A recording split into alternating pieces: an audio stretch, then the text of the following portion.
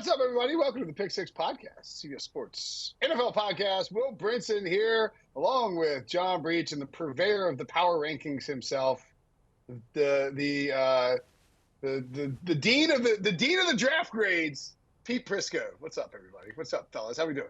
You know, I invented power rankings. You might not know that, but I did. Pete, I read about that in college one time. Back in 1896, you invented them, right? Yeah, when they power ranked the first Olympics. Yeah, it was leather helmets, and I used to do these blind rankings on best leather helmets. You guys know all about blind rankings here, right? Don't you? We sure do. We'll have some blind rankings coming up later in the show. But first, we're going to do something else. Before we get to that, by the way, this is the first post-draft power ranking show. Everybody's made their picks. Make sure to check out Pete's full grades of every single draft class. He's willing to own it. He's willing to put his name on it. He doesn't care what you think. Well, actually, he does care what you think because he only gave out 2 C's, I think. Most A's and B's. But look, Pete loves the draft. You talk about how you were watching as a young kid. And I know, Pete, that back in the day when those guys would get up there, you talk about the leather helmets and come out in like the sandals. You had like Moses came out in the robe and the sandals for his first draft. Not the same outfits we get now. I know you've loved to grade draft outfits since you were a young man, and you get to do it here on the Pick Six Podcast and also on CBS Sports Network, we should mention. Let's start. You give these outfits a 1 through 10 ranking, Pete. We'll start with the number 1 overall pick, Caleb Williams. Rate his drip, as the kids would say.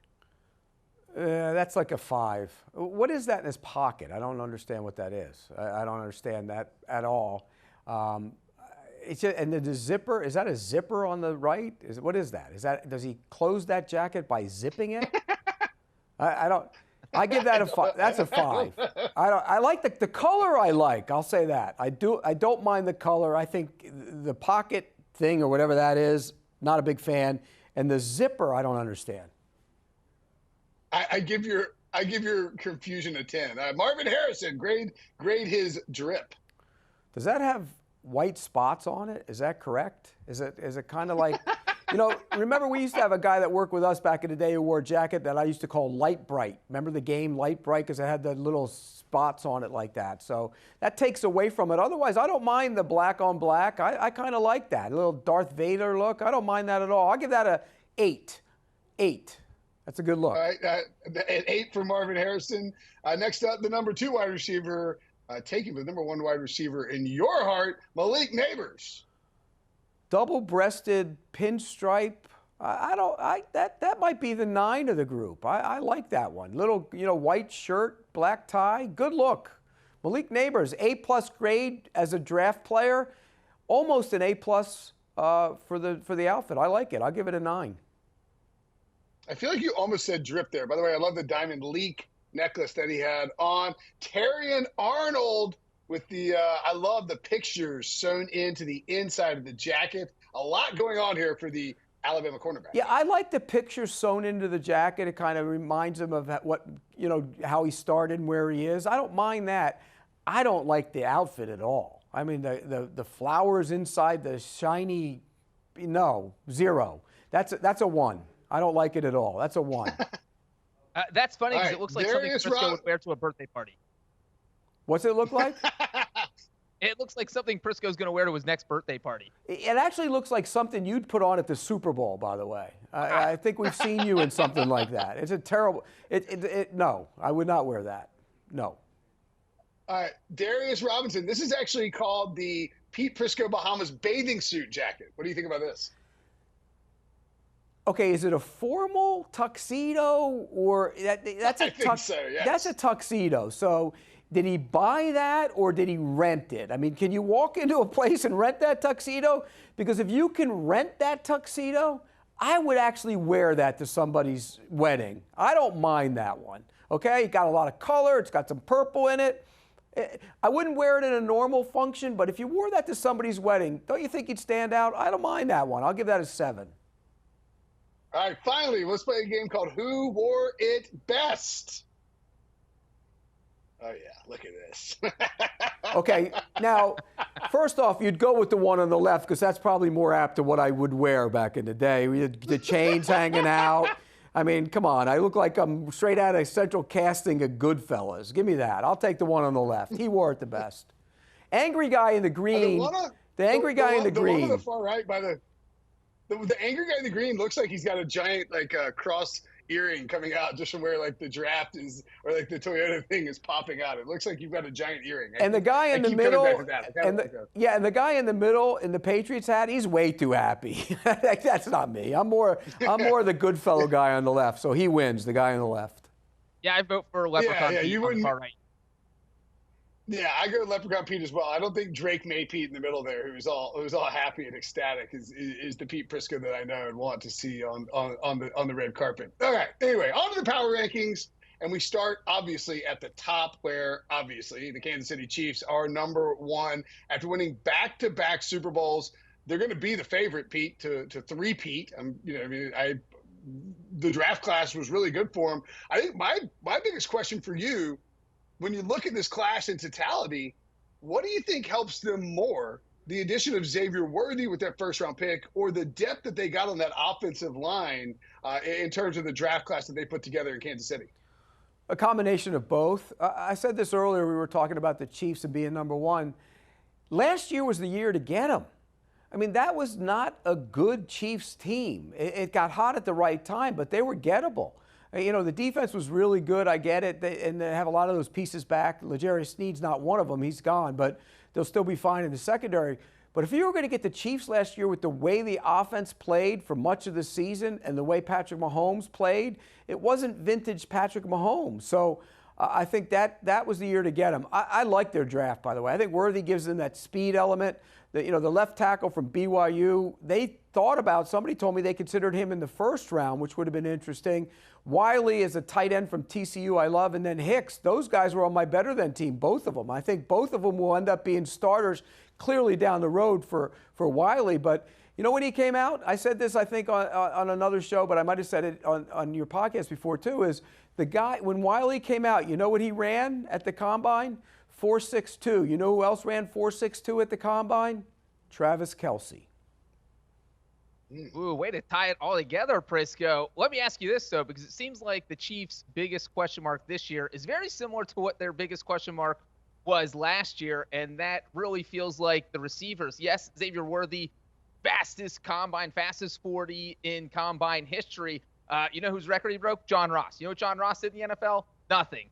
And we've seen historically where these speed guys, that doesn't necessarily translate to success in the NFL. So are you worried about the receiving core at all? They might not have Rashee Rice. We still don't know. We don't know how well Hollywood Brown's going to fit in the offense. And then you have a rookie. So it does feel like we don't really know what to make of the Chiefs receiving core just yet. By the way, Tyreek Hill, when it comes to speed guys, says hello, Breech. Let's not forget about him. A little guy who could run. You know who else? You know who says hello? Is Patrick Mahomes, who was drafted one pick after the Bengals took John Ross. Nice job there by your Bengals, Breech. Yeah, I mean, look, as long as Patrick Mahomes is playing quarterback, they'll figure it out. And now they have speed. Hollywood Brown can run. Worthy can run. We don't know how many games Rice is going to miss. He's going to miss some, but we don't know how many he's going to miss. And you still have Kelce in that offense. Don't worry about the Chiefs. Look, 2 years ago, you worried about the receivers, and they won it. Last year, rightfully so, you worried about the receivers, and they won it. Don't worry about them. They'll be fine because of Patrick Mahomes. Is it okay to be worried about left tackle? Donovan Smith last year. Now you're breaking in a new left tackle. Maybe that's a little bit bigger than the receiving issues and maybe not so much talked about. But, hey, that's a key spot. Are you worried about that, Prisco? Yeah, they won a Super Bowl with bad tackle play across the board last year, because they didn't get great play from the right tackle either. Taylor didn't play that well. And then you go to the left side, and he was bad and had a lot of penalties. And yet they still were able to score enough points when they needed to score and win a Super Bowl. So they'll figure it out. Andy Reid's too good a coach, and Patrick Mahomes is the greatest quarterback who ever played. Oh, I don't disagree. I think it's very similar to, talk about the Patriots and how they were able to sort of get to the postseason, figure it out, and then Tom Brady and Gronk or whoever else it was would just turn it on. And that's sort of what you have from the Kansas City Chiefs these days. All right, we've got risers and fallers from the off season that was in 2024. We'll get to those next, coming up after the break here on the Pick Six Podcast.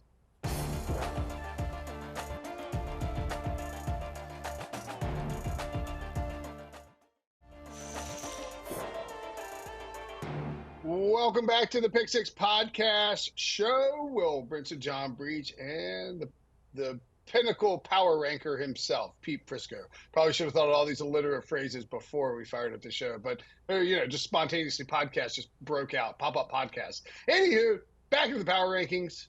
These are the post-draft power rankings. And so, Pete, your last power rankings before, a lot of P's here. Your last power rankings before these post-draft power rankings were immediately following the season. The Jets, not a very good football team with no Aaron Rodgers, finished at 26. They have leapt all the way up to 11th in your power rankings. Is that more a byproduct of Aaron Rodgers getting healthy, or you liking what they did this offseason? Well, it's not so much a leap, because this is a brand new look ahead to the power rankings. Those power rankings are kind of based on last year, and this is looking ahead to this year. So it's not like they took a big leap based on what they did. It's just that you had Aaron Rodgers back, and they weren't a very good team last year with Zach Wilson and that gang trying to play quarterback. So, yeah, and getting Rodgers back is enormous. And we don't know where he is. Everybody talked about him being back at the end of last season, and where would he be if he came back, if they were making a playoff run. Even now, you have no idea where he is as a quarterback. You'd like to think he's going to be all the way back, but he's 40. It's tough to come back from, an injury at that age, even as good as it's been and medicine has been lately. It's still tough to do. But I think he's going to be close to being the same Aaron Rodgers. And if he is, it's a major upgrade for an offense that needed it. And so the question becomes, are they good enough on the offensive line? And they added Tyron Smith. They added Morgan Moses. Then they drafted Fashanu, the tackle out of Penn State. They're going to be better. No matter who's playing, they're going to be significantly better on the offensive line. So add that all together, they're an improved team. Now the question becomes, does the pressure on Robert Saleh, does the pressure on that organization, does the pressure on Aaron Rodgers impact how they play? I think if everybody stays healthy, Will, and Rodgers stays healthy, they have a chance to not only push for that division title, but push for a lot more. Pete, I'm glad you said if everyone stays healthy, because right now it feels like this team is being held together by Scotch tape. You look at Mike Williams, he's coming off the ACL tear. You look at Tyron Smith, he's missed 17 games over the past 2 seasons. Obviously, you mentioned Aaron Rodgers with the Achilles. And I know Morgan Moses, John Simpson, but both of those guys came from Baltimore. It's like the Ravens decided they would rather not have an offensive line than have those 2 guys, and they just gave them to the Jets. So, the Jets have kind of these treadbacks from the Ravens. So are you concerned at all about all the injuries, not just Rodgers, and the fact that these offensive linemen, look, teams don't usually let good offensive linemen go, and all of these guys were kind of let go in free agency, or in Morgan Moses' case, was traded away. So none of that's a concern? Oh, it's a concern. I mean, anytime you're trying to put together a new offensive line, it's always a concern. I mean, offensive line play in the NFL is awful across the board. There's few teams have good offensive lines. And you look at part of the reason you don't get to hit anymore, so you get no continuity. You come out of college, you're passing and tapping, you're not really run blocking, so you get none of that. And it takes time to work in pads for 5 guys to come together. And now you're bringing these guys all together and trying to ask them to protect Rodgers and run the football with Hall. That's a tough task. I don't care who's on the field. So, yeah, to answer your question, the offensive line is an issue no matter who's in front of them, and it's even more so when you do have those injury questions. And not to mention, they got a pretty tough division, right? I mean, you got the Bills, you got the Dolphins, who were very good last year, and then the Patriots, who frankly can't be worse on offense after dumping 7 of 8 picks onto that side of the ball. A tougher division, though, the AFC West, features a team I want to pick to go deep into the playoffs, a team that I want to pick to do some weird stuff in the postseason, simply because I believe that Jim Harbaugh wins wherever he goes. And despite people's concerns about Mike Williams leaving, Jets, by the way, Keenan Allen being traded, and the Chargers not using their first pick on a wide receiver, instead getting a tackle, the best tackle in the draft, Joe Alt, and now they have 2 stud potential all-pro style tackles. This is Harbaugh ball, baby, and you bumped him Only up to 18, Pete? What are you doing here? 18? This team's better than 18. It's a playoff team. No, they're not a playoff team. I'm with you that Harbaugh will win. It just will happen next year. I think this is kind of the feeling out year. You know, you talk about Alt. They drafted Alt, which getting an offensive lineman is the right thing to do, by the way. I would draft an offensive lineman for the exact reasons I just laid out there for you. If you get two good ones, you've solidified your group pretty much. They still got to work together. But when you look at Alt, you're talking about a guy going from the left side to the right side. And he's 6'9". I mean, he's a big man. He's got to have to adjust to playing. He's got to have to adjust. Although, I will say this. When they asked Harbaugh about it after the draft, he wouldn't say it right away. And they pressed him, Who's going to play left tackle? Who's going to play left tackle? And they pressed him, and finally he said, well, Rashawn Slater will start at left tackle. But he wouldn't commit to that right away. So Slater looks, I'll be honest with you, Slater looks more like a right tackle than Alt does. So they're going to have an interesting decision there. But why would you move a guy who's been an All-Pro at left tackle from that spot to move him to the right side? I don't think you do. They're going to be physical. They're going to run the ball. That's what Greg Roman wants to do. That's what Harbaugh wants to do. I just think they're going to have to figure out the dynamic with Herbert. You know, does he turn Herbert into J.J. McCarthy? Because you can't have it both ways. When J.J. McCarthy was at Michigan, everybody said, oh, well, they held him back, they ran the ball, and J.J. McCarthy didn't get to show what he could do. Well, if he goes to the Chargers and he does that, are you hurting your team or are you helping your team if you hold Justin Herbert back? So I want to see how it works out this year before they will, by the way, he's too good a football coach, they will take the step forward. Well, you look at Justin Herbert, and they're going to have to run the ball because they don't have any receivers. I mean, look, maybe Ladd McConkey ends up being the next Jerry Rice. McConkey, baby! Well, maybe he ends up being the next Jerry Rice. But right now, he's a rookie receiver. He's next to Quentin Johnson and Joshua Palmer. I mean, Justin Herbert doesn't have any proven guys to throw to, which seems like a huge issue. And again, it's not like you have them in your top 10, Pete. You have them in the bottom half. It's sprinted over here with all the playoff talk. But do you think these guys can develop, or do you think Harbaugh is basically forcing himself and forcing Greg Roman to embrace a run-first offense? Well, you can't give up on a second-year receiver after he struggles as a rookie either. I mean, that's too soon. You got to give him another year. So I think Johnson you have to give this year. You know, McConkey's going to be a good player. I mean, he is. He's going to be a good NFL receiver for a long time. But again, what's the philosophy? I think, you know, you can talk all you want about the receivers and throwing the ball and Herbert's deep balls and his passing and everything else. But what they want to do is run the ball. That's what they want to do. And so I want to see the dynamic when you have Herbert and that arm and you have a lot of run calls plays. I think that's going to be a problem for them as they kind of work their way through it this year, which is why I'm not as bullish on the Chargers as Brinson is. But you know how Brinson works, Breech. He's got to make some outlandish statement in April so that when it happens, if it happens, then he can claim it, even though he backed away from it 4 or 5 times in the course leading up to the season. Classic Brinson.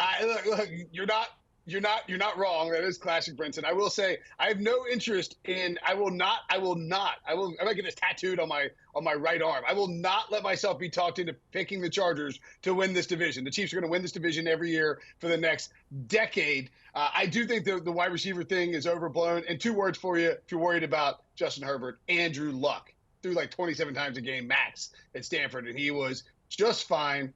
Speaking of quarterbacks that we have concerns about, Joe Burrow. Can this guy start a season healthy for once in his freaking career? I mean, my God, even his rookie year when he was healthy, he had to deal with a pandemic and not having the playbook because of a weird season. Do you think the Bengals, who were 17 when the season ended, great job by them, like trying to figure something out without Burrow, all the way up to 7 now? Is this the Bengals' year, Pete? We're sort of closing in on you needing them to win the Super Bowl for you to be correct in your draft night prediction. Speaking of April bombast. Well, if they had blocked Aaron Donald in the last play of the game in the Super Bowl against the Rams, they would have won one already. But they couldn't block them, and needless to say, Jamar Chase was wide open down the sideline, and they couldn't get him the football. So they didn't win it, so I still have a ways to go. I got 5 more years to get my prediction of the Bengals winning one after they picked him, and I still think it's going to happen. He's too good a player, but you're right, he's got to stay on the field. You look at their offense, he's got to be on the field or they're a totally different team. We know that. There's certain guys in this league, well, you got to have a good backup. I don't care who your backup is. If your starter's out, you're done. If he's out for any length of time, you're done. And that's the way Joe Burrow is. But offensive line's been an issue for him. I think they addressed it in the draft, and they got 3 of the biggest tackles. Those guys could start on an NBA team. They're all 6'8". They're big tackles. So their line will be better. He just has to stay on the field. Yeah, and that's absolutely right, Pete. Look, Joe Burrow misses those 7 games. The Bengals played arguably the toughest schedule, and they still had a winning record, still went 9-8. So if you're a Bengals fan, that is why you are optimistic about 2024. But look, he's one more injury away from getting the injury-prone label. I mean, we saw the ACL, obviously, and the wrist, but let's not forget about missing all of training camp with the calf issue. So if these injuries keep piling up, they're going to become a concern. I think right now it's definitely in the back of your mind if you're the Bengals that, hey, look, Joe's having trouble staying on the field. And if it happens again this training camp or early next season, that's when you're in trouble and you have to start thinking forward. And I would say the other thing with the Bengals is the defense. The Joe Burrow injury kind of overshadowed the fact that this defense gave up more yardage than any other team in the AFC, the second most in the NFL. So they're going to have to get that right. And, they made some moves on the defensive line, added Sheldon Rankins, picked up a couple guys in the draft. So I do think they should be better. But that's absolutely the other concern besides Joe Burrow's health.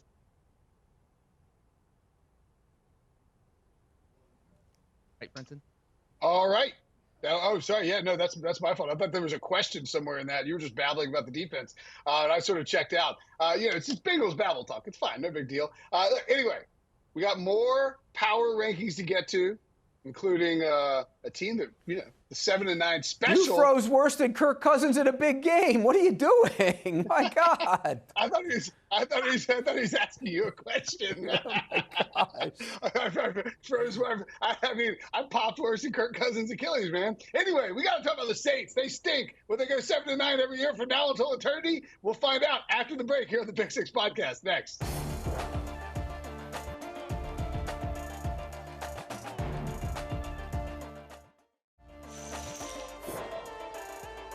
Welcome back to the Big Six Podcast show here on CBS Sports HQ, CBS Sports Network. Will Brinson, Pete Prisco, John Breech, breaking down Pete's post-draft power rankings. And I'm guessing, Pete, I actually haven't even looked where they are, but the New Orleans Saints actually plummeted from 16 to 27. 27 is actually about right for the Saints. You know why? Because the Saints stink. The Saints, I'm sorry, and I know that people accuse me of being a Derek Carr hater or a Carr family hater, whatever you want to call it. The Saints are boring. I don't know what the Saints do that well. They're not that exciting. They have some good players. Chris Olave, awesome. Cameron Jordan, awesome. But frankly, Pete, I don't think there's a lot to love here with the Saints, and I don't think you like the Saints very much either based on your ranking of 27. Well, they are going to have a new offense, a new system, so I think that's something to be excited about because I thought they got a little stale. I mean, Clint Kubiak's going to be the offensive coordinator. I think he'll bring in that system and help liven things up a little bit. But the offensive line's been a problem for a while. They addressed it in the draft. They got a left tackle in the draft. I think that'll help them in a big way. But now your right tackle is talking about retiring. He's got some injury issues as well, Ramczyk at right tackle. And then the concern I have, usually you see a team that has a lot of age starting to creep in on defense, and there's younger guys ready to step in some spots, but I'm starting to worry about the age. Cam Jordan's not a kid anymore. Demario Davis isn't a kid anymore. Honey Badger isn't a kid anymore. So you're starting to see age creep in on that defense. So I think it's just a weird transition period. And we know, look, there's a lot of pressure on Dennis Allen this year. He's got to win. I mean, he changed coordinators, so they're not changing the coordinator next. It's going to probably change the head coach. So a lot of pressure on him as well. So I think you look at this division, I think the Bucs are better. I think the Falcons are better. The Panthers are not better. So they're probably the third team in the division as we sit here right now. Well, Pete, it seems like you're not very high on Dennis Allen's current team, and I don't think you're very high on Dennis Allen's former team, the Las Vegas Raiders. Before the draft, you had him at 19th. You have now dropped him down to 24th. So I have to know, is it because They drafted a tight end for some reason in the first round, even though they used a top 35 pick on a tight end last year? Is it because no one has any idea who their quarterback is? Is it because they didn't draft for need at all? Did you think they were going to get a quarterback in the draft? Why are you so low on the Raiders, Prisco? Well, let's start with the quarterback position. They didn't address it. They clearly wanted to. They were interested in going up and getting a guy. They couldn't. Where they were at, they didn't get one. They weren't active enough. So now you're stuck. You're going to play Gardner Minshew or Aiden O'Connell. And to me, that's a problem. You're not going to be able to keep up with other teams in that division. You're not going to be able to keep up with the Chiefs. I think that's a problem. Yeah, I know Antonio Pierce wants to run the ball and be physical, and I get it. Well, if that's the case, why'd you draft the tight end you drafted? I mean, they drafted Brock Bowers. You know what that was to me? That was a luxury pick. Michael Mayer was good at the end of last year. He's your tight end. Why do you need to go get, and I know teams play a lot of two tight ends, but you did that for your team the way it's constructed right now. That was not a good pick. I don't care. Bowers is going to be a good player. Mayer's going to be a really good player. You didn't need to do that. You could have addressed right tackle. I think that could have been an issue they could have done. You could have addressed the defense. Corner would have been another position you could have looked at. So I think on the surface, this team is the third or fourth team in the division. I don't think they're going to be a playoff team. I think Antonio Pierce did a heck of a job last year, and it's unfair to grade him on what he has right now at the quarterback position, and he clearly wanted to address that. But as of right now, the quarterback position, you guys know how I feel about Minshew. I think he's a backup. I'm worried about it. Yeah, I mean, look, the bottom line is when you have an interim coach who gets promoted to the full-time coach, a GM who just got fired by a division rival, and Gardner Minshew and Aiden O'Connell at quarterback, you know, you may be sort of flirting with things when it comes to not winning a lot of football games, especially when you play Patrick Mahomes twice a year, Justin Herbert twice a year now, Bo Nix twice a year. Elsewhere in the AFC, though. Loaded AFC, by the way. We were talking about it, Pete, over text. Like, how do you picking the playoff teams is going to be tough. Like, leaving some teams out of the AFC, you know, it's like I left the Dolphins out, and you might leave the Dolphins out as well. You have them at 15th. They got leapfrogged by the Jets. And I'll hand it to producer Harry. I'll let him ask the question here. How does it feel to be so wrong? Just kidding. He wants to know how the Dolphins, what the Dolphins have to do to earn your trust and move into the top 10. Well, let's start with the quarterback. He was good. He wasn't good in the big moments, though. He wasn't. You go back and look at the big games he played in the playoff game, he wasn't very good. And I know the weather wasn't good for him either. It was freezing. But you look at what he did against the good teams. He wasn't very good, and that is concerning to me. The offensive line had a bunch of injuries. Did they really address it? I love Patrick Paul, the left tackle they took out of Houston, but he's not going to play right away. If Armstead's healthy, he's going to play. So are they any better on the offensive line? That's a worry. Defensive tackle, they signed a bunch of bodies, Benito Jones and guys like that, and Neville Gallimore, but they're not going to replace Christian Wilkins, and they didn't draft a guy. They did not draft a down lineman in the draft, which I found surprising. And you have concerns of the guys who rush the passer. You know, Phillips is coming off a major injury. Chubb's coming off an ACL injury. You're talking about Achilles and an ACL. You drafted two, and I do like the two they drafted. I love Chop Robinson, and I like Kamara as well. I think they're both going to be good edge players, but they're kids. So there are concerns with the Miami Dolphins. First and foremost, Tua in big games. Tuanon will be after you. Tuanon will be all up on you. The stats are there. You just showed. We put the graphic up. We saw it. You saw it. He didn't play well in those games. That's right. I'm with you. All right, Pete. Pete was able to give us a lesson on Tuanon just now, and coming up after the break, he's going to give John Breech a lesson on the Birds and the Bears. Next on the Pick Six Podcast Show here on CBS Sports.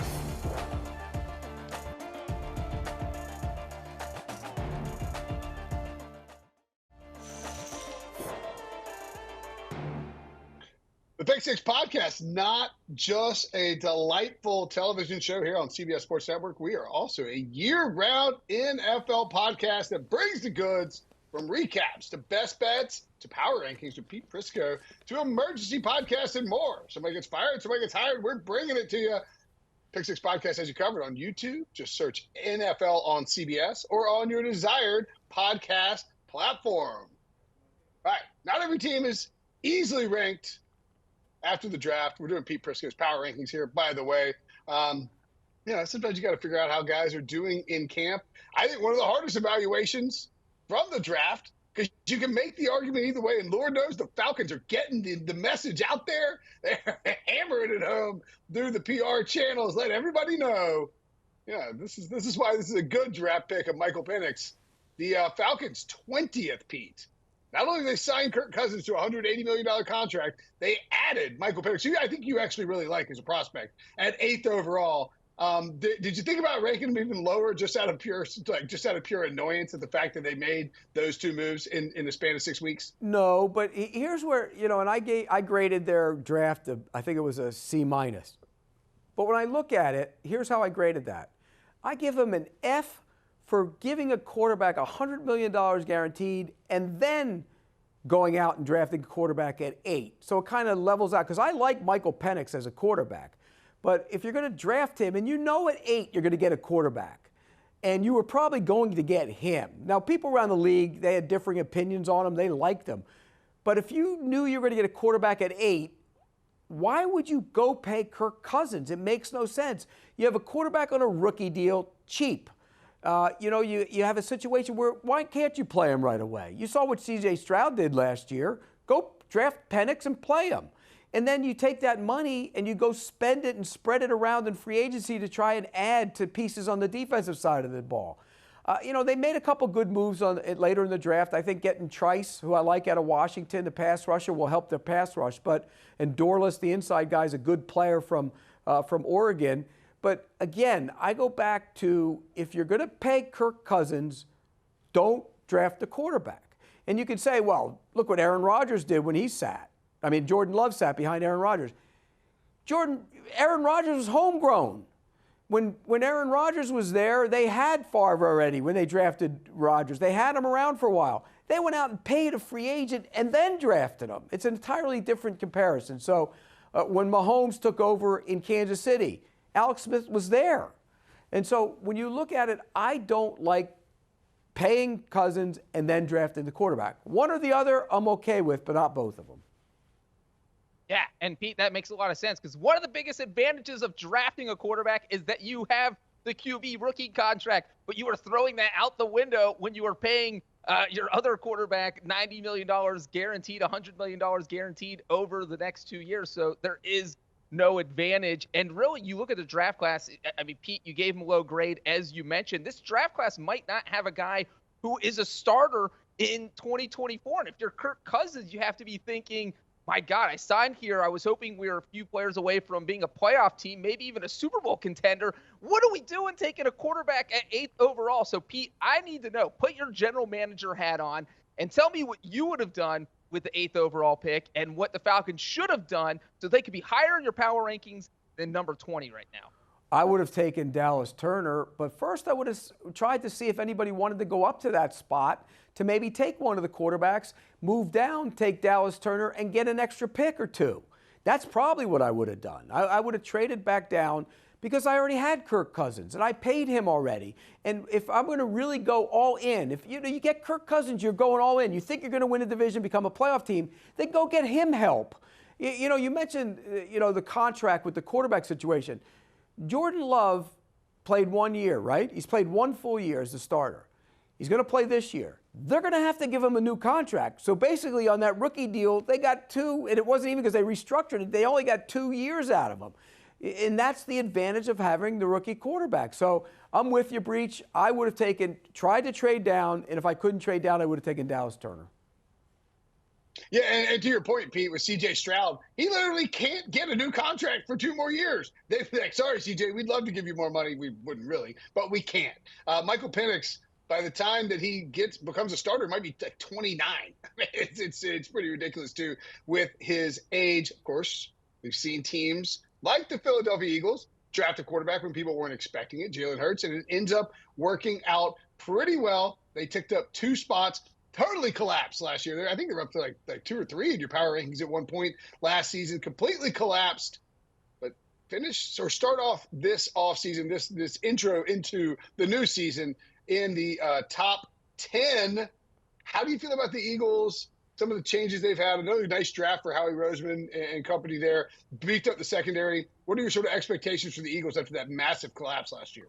Well, I think the Super Bowl hangover was real. You know, everybody always talks about it, but when you lose the Super Bowl and you're still one of the team that's everybody's gunning for you because you won the conference, it's hard. It's a challenge for a head coach, and I don't think they did a great job of handling that last year in any way, shape, or form. Hurts wasn't as good. He struggled. His passing wasn't as good.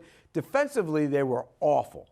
And, you know, I love the fact that they drafted 2 corners, or a corner and a safety, however you want to look at it, because their secondary was awful last year. There were a lot of names in that secondary and not a lot of games, because Bradbury struggled, Slay struggled at times. You know, the back end wasn't as good.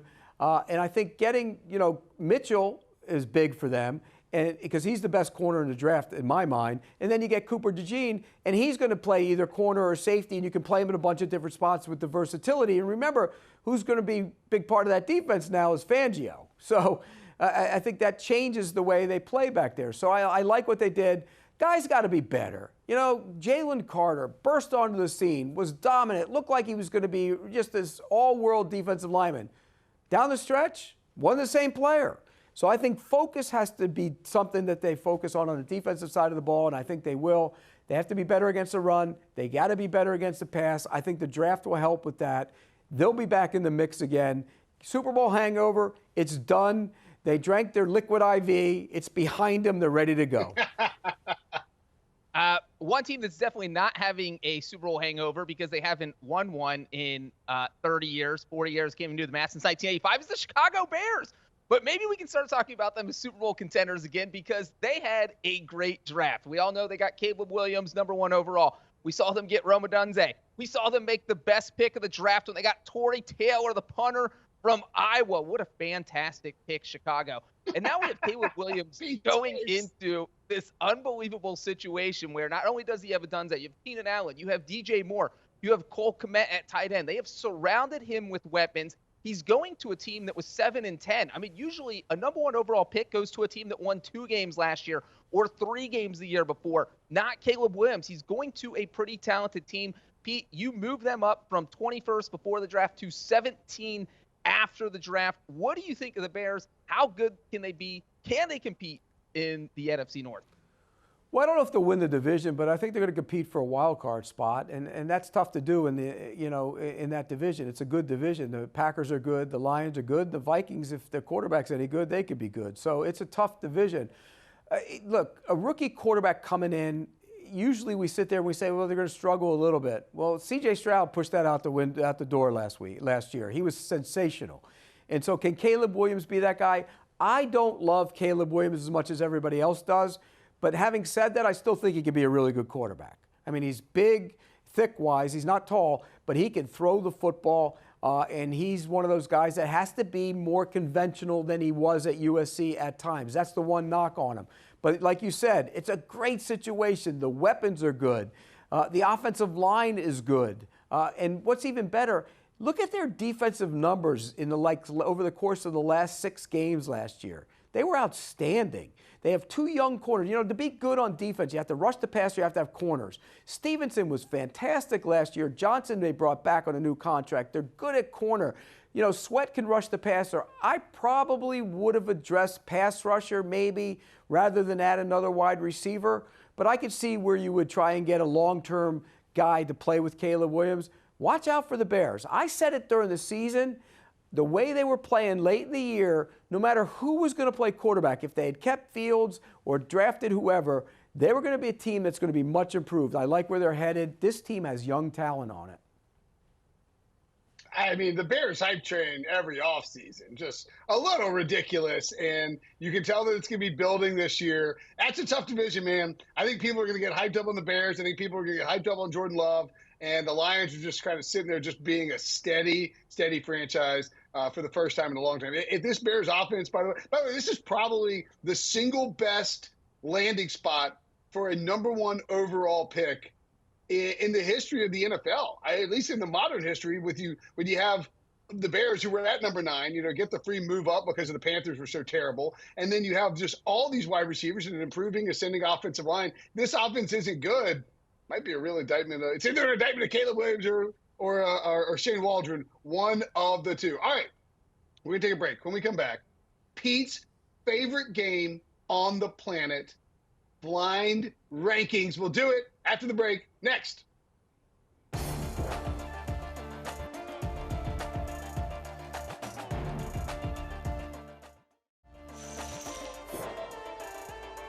Welcome back to the Pick Six Podcast Show. Will Brinson and John Breech and Pete Prisco. Pete's got a lot of pent-up passion for something we like to call blind rankings. I know, Pete. We know all Pete's power rankings. We went through the big notable teams. We did some fashion talk, and you got to end the show, as we do, traditional fashion, with blind rankings. So, Pete, we got a good one for you. We're going to do stadium foods. You ready to blind? I'm just kidding. We're not going to do stadium foods. We're going to do number one overall quarterbacks who were picked number one overall to celebrate the draft, to celebrate Caleb Williams, to celebrate your ranking of the Bears at 25th or wherever the hell you ranked the Bears. I can't remember where you said it, but I'm sure it made Bears fans angry because they think they should be number one. All right, let's see if you're going to boom or bust here, Pete. As everybody knows, you get to slot these guys into 1 through 5. But you don't know who else is coming down the pipe, so you may be stuck with a bad pick at a certain spot. Just have to be careful and thoughtful about it. We'll start 1987. There's probably people watching this show who weren't even born in 1987. That's how long ago that was. Vinny Testaverde, his season in 1987 with Tampa Bay. Where do you rank that, 1 through 5, Pete? Not his season. I'm ranking his career, right? Yeah, sure. We'll do careers. Okay, so his career, I'm going to give him 4. Because Vinny Testaverde had a long career and threw for a lot of yards. So I'm going to put Vinny Testaverde at number 4. It's easy to just say he was bad in Tampa, did here. Number 4. All right, here you go, Prisco. Next name, Alex Smith, 49ers number 1 overall pick in 2005. I'm going to take my chances here and put him at 3 because I know you're going to put something really rotten in there, so I'll put him at 3. Alex Smith at 3. By the way, Alex Smith, kind of a bust, was drafted over Aaron Rodgers, but then later it worked out really well when he landed with the Chiefs. And, of course, had the good run with Jim Harbaugh in San Francisco. Sam Bradford, the 2010 draftee by the St. Louis Rams. Well, first of all, for all the money he made, he should be number 1 for the career he had, but I'm not going to I'll put him at 5. I'll put Sam Bradford at 5. Oh, that means top 2 spots in these next 2. Next up is my dad's former teammate from Cal Berkeley, Steve Bartkowski, 1975 number 1 overall pick. I'll put him at number 2. Steve Bartkowski was a better quarterback than a lot of people give him credit for. I'll put Steve Bartkowski at number 2. Well, you only got 1 spot left. I believe it's number 1. Fortunately, it was your last year's pick for MVP, Trevor Lawrence, 2021. Trevor Lawrence slots in at number 1. Let's take a quick look at the results from Pete's blind quarterback power rankings. We have at number 1, Trevor Lawrence. Number 2, Steve Bartkowski. 3, Alex Smith. 4, Vinny Testaverde. And 5, Sam Bradford. What would you change if you had to do it all over again, Pete? I'd probably put Vinny Testaverde ahead of Alex Smith. Other than that, I like mine. I mean, Trevor Lawrence will end up being the number 1. It's too early to say he is right now, but I like where I put those guys. Yeah.